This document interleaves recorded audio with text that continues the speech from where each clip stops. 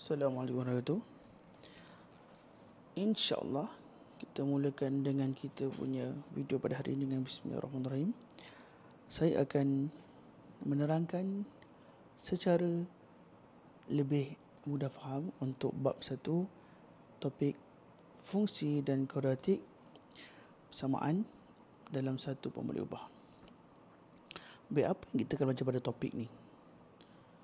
Topik ni kita akan belajar dua je lah, iaitu fungsi dan persamaan kuadratik.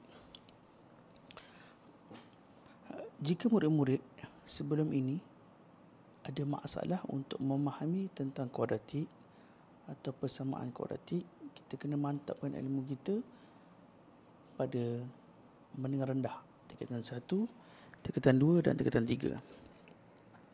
Jadi saya harap pelajar-pelajar yang mendengar penerangan ini tidak ada masalah itu. Sebelum saya mengajar, saya suka tengok kepada peta minda apa yang kita akan belajar. Saya cuba buat video ni bawah 20 minit dulu untuk permulaan. Jika ada sambutan, jika ada views yang ramai, insyaAllah saya akan sambung. Ini peta konsep fungsi dan persamaan kuadratik dalam satu pemboleh ubah. Kita akan belajar tentang yang pertama, tentang ungkapan kuadratik. Apa maksud kuadratik? Iaitu kuasa tertinggi ialah 2, yang kedua melibatkan satu pemboleh ubah. Baik, kenapa kuasa tertinggi 2? Kalau kuasa tertinggi ialah 1, kita panggil dia apa? Kita panggil dia linear. Sebab tu kuasa dia 2. Kenapa melibatkan satu pemboleh ubah? Jika ada 2 pemboleh ubah X, Y, Z, ini 3 pemboleh ubah. Tapi dalam topik ni kita akan main satu pemboleh ubah, iaitu X saja. Jadi kita boleh tengok kat sebelah ini bentuk arm dia, iaitu AX kuasa 2 tambah BX tambah C. Kita boleh tengok kuasa terbesar dia adalah kuasa 2.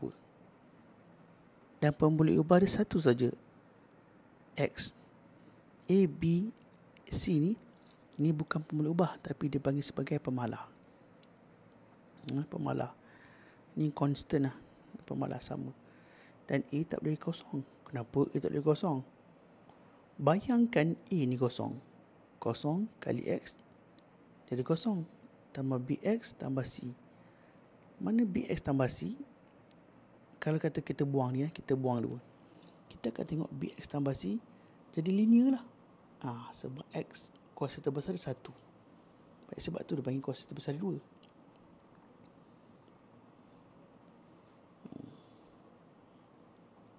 Saya padam sekejap. Yang 2 pula, fungsi kuadratik. Kita pergi kepada bentuk graf. Bentuk graf kat sini dia ada tunjuk ada 2 lah yang cara nak terangkan 2. Yang pertama, bentuk graf popular untuk cikgu-cikgu matematik katakan, biasanya kalau awak belajar kelas dia katakan bentuk dia senyum lah. Bentuk senyum ni di mana A dia masih lebih daripada kosong. Mana A cikgu? Ni A dia bang. Kakak abang mana? Ni A dia, nampak? A dia sini. Depan. Kalau bentuk graf ni pula, A dia kurang daripada kosong. Mana dia merujuk? Ni juga A dia. Baik, kita fokus. Lepas tu kita masuk penjelasan berlanjut. Tadi A, ni B pula. Kalau bentuk A lebih besar daripada kosong, B kurang daripada kosong, bentuk dia macam ni. Kalau A besar daripada kosong, B besar daripada kosong, bentuk dia macam ni.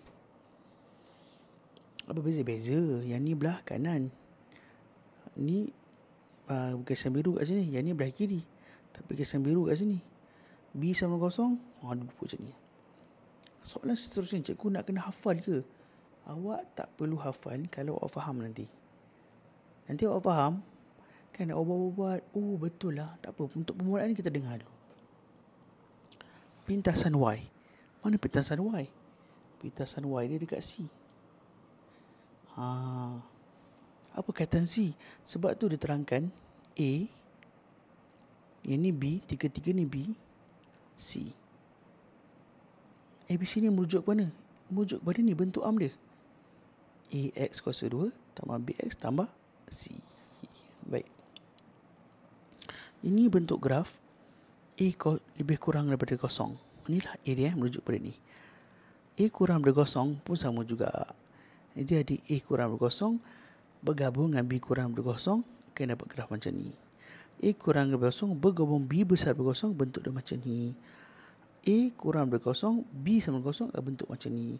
Tapi saya bagi spoil alert spoil alert, biasa kau tengok movie mesti ada spoil alert. Soalan-soalan ni popular untuk bukan kebanyakan lah, banyak soalan akan merujuk kepada ni. Bergabung A besar daripada kosong dengan B besar daripada kosong, atau A kurang daripada kosong dengan B sama kosong. B besar daripada kosong popular. Kita dah nak habis tentang pentermindah. Ini pun dah lebih kurang 6 minit saya cakap ni. Baik, persamaan kuadratik. Inilah yang dia akan bincang lanjut. Ni masih, sebab tu dia akan terangkan tentang bentuk arm. Ingat sampai bila-bila bentuk arm dia. AX kuasa 2 tambah BX tambah C sama kosong. Atau bahasa Inggeris dia AX square tambah plus BX plus C equal to 0. Punca bagi satu persamaan kuadratik ialah nilai pemboleh ubah yang memuaskan persamaan tersebut. Ni ayat penting dia ni. Yang mana ayat penting dia? Memuaskan. Nanti awak akan tengok dalam soalan-soalan ni dia suruh kita cek mana yang memuaskan, mana yang memuaskan. Inilah kata punca bagi suatu persamaan kuadratik ialah nilai pemboleh ubah yang memuaskan. Punca bagi satu persamaan kuadratik boleh ditentukan melalui pemfaktoran atau kaedah graf. Ni pun kita akan belajar. Pemfaktoran, kaedah graf. Sebenarnya pemfaktoran ni kita dah belajar. Algebra tingkatan 2. Kalau boleh ingat buka balik buku balik. Kalau agak lupa, buka buku balik. Ni. Nampak? Perasan tak apa yang saya katakan? Cikgu, ini kan A besar daripada kosong, jadi pada 2 ni. Sebab tu saya kata dia akan banyak merujuk pada ni. Pada graf ni, awak. P sama kosong.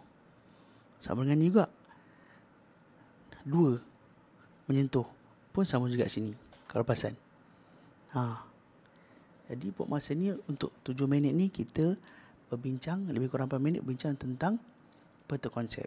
InsyaAllah ada masa saya akan terangkan lebih lanjut.